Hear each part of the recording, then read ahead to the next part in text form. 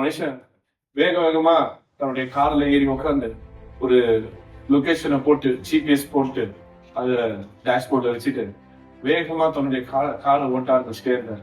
போயிட்டே இருந்தவர் ஒரு கட்டத்துல அந்த மேப்போடைய டைரக்ஷனை விட்டுட்டு அவர் இஷ்டத்துக்கு அவர் வண்டியை ஓட்ட ஆரம்பிச்சார். அவர் ஓட்டுவது தவறான பாதை அப்படின்னு சொன்ன உடனே அந்த மேப் என்ன சொல்லும், ரீரூட்டிங் அப்படின்னு சொல்லும்.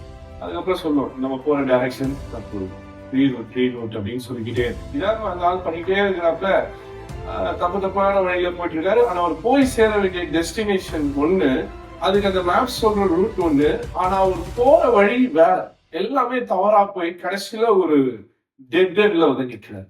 அப்பதான் அவர் உணர்கின்றார், இந்த பயணம் நம்ம தனியா செய்ய வேண்டியது இல்ல, நமக்கு வந்து வழிகாட்டதான் எதை போட்டோம், ஜிபிஎஸ் போட்டோம். ஆனா அந்த ஜிபிஎஸ் வச்சுட்டு நம்ம இஷ்டத்துக்கு போனா இப்படிதான் வந்து எங்க நிற்போம், டெட்ல வந்து நிற்போம். இன்னைக்கு அந்த ஜிபிஎஸ் தான் ஆண்டவர் இயேசு கிறிஸ்து. என் சமூகம் எனக்கு முன்பாக. இன்னைக்கு கூட நான் பல நேரங்கள்ல வழி தவறி போயிருக்கலாம்.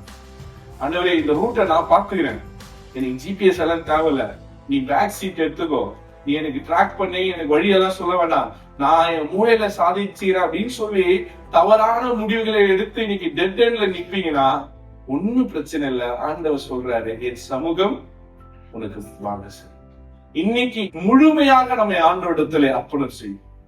My presence will go with you and I will give you rest. அந்த ஆண்டவர் இன்னைக்கு நம்மோடு இணைந்து பயணிக்க நமக்கு வாக்கு கொடுக்கிறவராக இருக்கிறார்.